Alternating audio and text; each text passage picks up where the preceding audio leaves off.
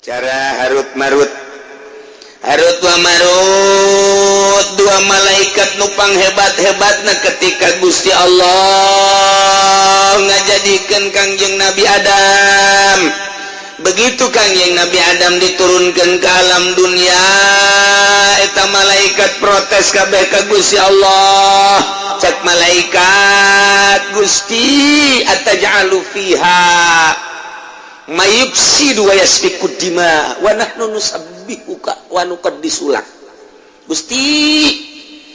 ieu deuk ngajadikeun karusakan di alam dunia. Asana lantaran ieu manusia mah dibere nafsu, dibere syahwat, asana berenana nu sinah loba, nu mabok loba, itu keneh nu ngabunuh. Tah eta deuk nyeun karusakan Gusti. Cek Gusti Allah kunaon protes ka aing mah pangeran, inni a'lamu ma la ta. Kamu dia atuh kumaha aing bae aing pangeran. Semeti nyaho. Henteu maksudna kumaha? Atuh mesti mah teu nyaho malaikat. Engke di tahun akhir bakal aya urusan-urusan desa, bakal aya pemilihan desa, engke ribut semeti nyaho. Engke bakal aya pilkada, siapa tuh nyaho. Engke aya pilgub, engke mah aya pilpres. Tenang mah sia malaikat sia mah sia bae ibadah ka aing geus bagus. Lain eta engke nyieun karusakan sote anu ngahayu-hayu kana nafsuna, anu henteu ngahayu kana nafsuna mah justru leuwih bagus tibatan mana engke di sorgana. Oh kitu tuh Gusti. Nukos kumata engke anu kiai ente kasih sika gigir usum proposalnya nama henteu teka babawa nya nama ku hawa nafsuna usum ngaharapkeun kredit haram bae teka babawa ku sieu teh situasi kondisi ketika engke bakalna aya pemilihan lurah di Sarogok tak kiai mah embung ka Sogok nya nama ai ku awi mah ku duit terus bae. Iya tah aing teh deuk geuleuh kakuatanna datang ka mana kanu ngaran santri ngaran ustad jeung ngaran kiai. Aing nu lain ustad memang geus parantina ka neraka ieu cak Gusti Allah. Beh leuwih parah tuh leuwih parah tah. Saha nu kuat engke ketika aya duit-duit haram nya nama anti haram, ketika aya partai-partai haram nya nama anti partai haram, ketika organisasi haram anti organisasi haram. Ndek diseleksi ku aing nyana dibere nafsu, saha nu bisa ngendalikeun nafsu? Sia mah moal nyaho malaikat lamun ko sararia kabeh atuh teu rame dunia. Teu rame dunia teh ngan sarolat, maca Quran bae. Pan kieu mah rame pan. Anu ditahan aya, nu ditembak aya, nu bobogohan bae aya, anu nangkring bae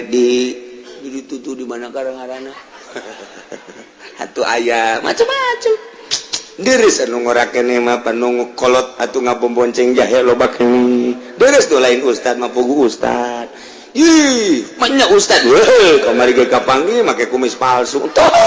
tolol ta ustad tuh rame jadi rame dunia ieu make nafsu malaikat mun kami mah golongan kami golongan malaikat sanajan dibere nafsu tetap kuat kami mah ya cak Allah kadieukeun coba dua malaikat tu paling hebat di antara anjeun ieu aya ieu saha malaikat Harut jeung Marut nu nya nama paling istimewa tok bere ku aing nafsunya turun ka dunia teh nya kasepan malaikat mah cedan pan malaikat luar biasa dibere nafsu. Allah nyiptakeun Zahroh tina bentang Zahroh awe nu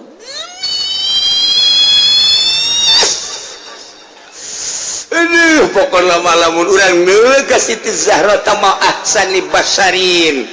paling gelis-gelis manusia di dunia saat eta Siti Zahroh. Eta jelema lamun geus deuleu ka Siti Zahroh deuleu bibirna saminggu teu dahar nangtung bage kuat. Masya Allah pohara jasa tambah Siti Zahroh. Cenah di Cikupa aya Siti Zahroh. Zahroh eta mah beupeureuh tamah nu resepeun tamah. Ieu mah Zahroh ieu mah pohara jasa. kapanggih jeung malaikat tarut marut ji cek malaikat tuh mah geuli sawawa itu akhirnya dipenta dek di sarean ku malaikat willa wallah cek Siti Zahra mual bisa kaula kudu dizinahan mah kecuali lamun anjeun duaan ngucapkeun kalimah musyrik kakara mun teu percaya ka Allah kula nyerahkeun diri cek malaikat harut marut keulanan sakadar sarejeng anak kudu musyrik mah moal balik Siti Zahra benang saminggu datang deui bayi ngaris ngais budak cek malaikat harut marut itu Zahra masyaallah mawa anak dirayu deui kapan kita bersanding malaikat ge saya nafsuan mah nya ge ngarayu sarua bae waduh pohara jasa yuk kita ke Cikupa geus disadiakeun pos wan burung kunyana nah kesimpulan mah dirayu ku malaikat harut jeung marut la wallah cek manehna moal ka ulama demi Allah ke kudu dizinahan mah kecuali bunuh heula ieu budak lamun ieu budak dibunuh kalak kula nyerahkeun cek harut mamarut ai marut jeung ai kudu kula ngabunuh heula make heula ini Siti Zahra menang saminggu datang deui mawa arak dipenta ku harut jeung marut lantaran geulis jasa teu kuat syahwatna naik cek Siti Zahra lamun nginum heula arak kula siap dizinahan cek harut jeung marut lah sapira arak inum belah diinum lak kedua mabok geus babok atuh tampak kitu dinding haling deui dizinahan Siti Zahra sanggeus teh dizinahan kuduaan cager memeh cager dibunuh eta budak nu dibabawa kunyang karak geus cager nyana kaduhung geus kaduhung naon nu kula dilakukeun cek Siti Zahra eta teh akibat mabok kula dizinahan budak dibunuh laporan malaikat ka Gusti Allah utusan kami nu panghebatna cilaka cek Gusti Allah ai dibere nafsu mah kos kitu tah malaikat ge sarua bae nu mantak manusia nu ku gaing dibere nafsu kemudiannya lo bisa ngendalikan nafsuna bahkan bisa sejajar jeung malaikat nafsu mah nafsu baik dia setiap manusia gen deuleu awe geulis maresepeun setiap manusia deuleu glamorna dunia maresepeun tapi nya bisa ngendalikan nafsu sehingga kada dunia teresep ka awewe teresep sejajar jeung malaikat di akhiratna leuwih mulia batan malaikat ku ingin sadiakeun surga nah ieu malaikat dibere nafsu mah kos kitu tah nu mantap urang ulah kaget lamun lulah mabok atuh harut pamarut ge mabok nyana teh lamun lurah judi ulah kaget atuh lurah mana ieu kieu ulah pokona moal bejahan we pokona kan geus sia ge nyaraho ieu pan kabehan lurah di lemur masing-masing na kararitu henteu cenah lemur kurang mah lah bisa dihitung ku jari 1 2 3 nu henteu tuh lamun lurah na bae kos kitu aku mau anak buahna wah tuh parareing kabeh nah ieu harut marut diusulkeun ka Gusti geus kudu dikubakeun panggil harut marut kulan maneh kumaha bisa ngendalikeun nafsu hapunten Gusti henteu kumaha maneh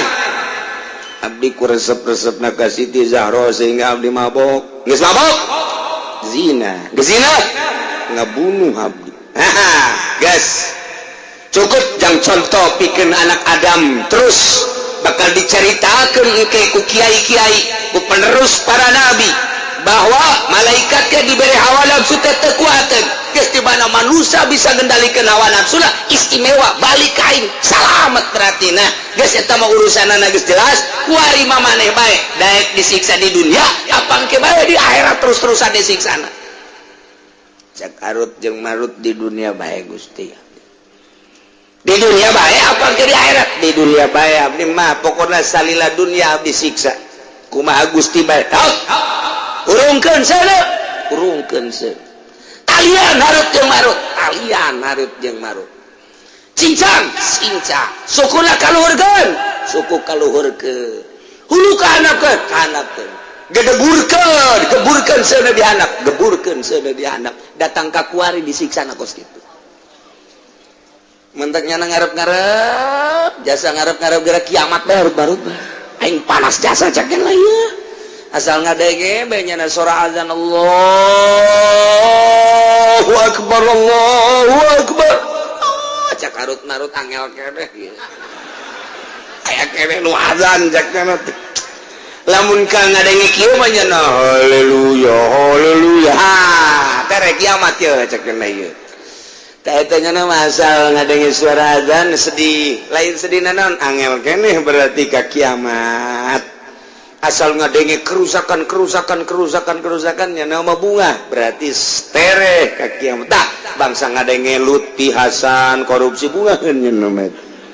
tere kiamat asana ieu nagara cek jan nah bangal ngadenge yang subur bunga nyana tere kiamat cenah negara ieu etalah jadinya nama milih disiksa di dunia engke kiamat nya nama selesai sorga deui